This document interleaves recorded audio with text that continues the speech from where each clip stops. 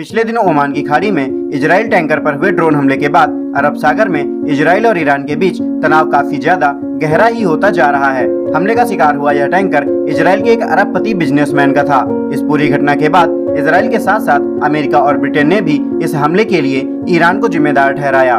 बात इतनी ज्यादा आगे बढ़ गई कि इजराइल के रक्षा मंत्री ने गुरुवार को चेतावनी देते हुए ईरान पर हमला करने की धमकी तक दे डाली। हालांकि भले ही अमेरिका और ब्रिटेन ने इस पूरी घटना का जिम्मेदार ईरान को ठहराया हो, लेकिन उन्होंने इजराइल के द्वारा दी गई हमले की धमकी की कड़ी आलोचना की है। इन सब के अलावा विश्व पटल पर जब भी इजराइल को लेकर बात होती है तो भारत का नाम सामने जरूर आता है, क्योंकि भारत और इजराइल की हिस्सेदारी पिछले कुछ सालों में इतनी ज्यादा बढ़ गई है कि यह दोनों देश एक दूसरे से कनेक्ट ही रहते हैं। और यही एक सबसे बड़ा रीजन है कि इजराइल के लिए भारत का समर्थन बहुत ज्यादा मायने रखता है। हालांकि इजराइल को भारत से यह उम्मीद रखनी भी चाहिए, क्योंकि इजराइल ने हर मुश्किल वक्त में भारत को तमाम प्रकार की सुविधाएं मुहैया कराई हैं। लेकिन हैरानी की बात यह है कि जब इजराइल का ईरान के साथ युद्ध जैसा तनाव पैदा हो रहा है, तब भारत ईरान के साथ ही अपनी नजदीकियों को काफी ज्यादा बढ़ाने में लगा हुआ है। जानकारी के लिए बता दें कि अफगानिस्तान की वजह से भारत इस समय पर काफी सॉफ्ट हैंड से बैटिंग कर रहा है, क्योंकि इस समय भारत यह बिल्कुल नहीं चाहता कि किसी भी जल्दबाजी की वजह से उसने बीते 10 सालों में अफगानिस्तान में जो अपनी मजबूत पकड़ बनाई है वह किसी भी तरह से ढीली हो।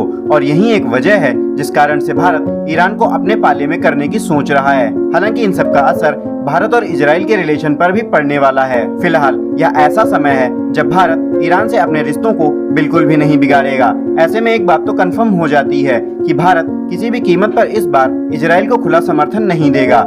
ऐसे में हो सकता है कि आने वाले समय में इजराइल भी भारत को लेकर कुछ ऐसा ही स्टैंड ले। खैर, अफगानिस्तान की वजह से भारत चाह कर भी ईरान के खिलाफ जाकर इजराइल को सपोर्ट नहीं कर सकता। ऐसे में क्या भारत की यह सोच इजराइल को लेकर सही है, हाँ या नहीं? इस बारे में आप अपनी राय हमें कमेंट बॉक्स में जरूर बताएं।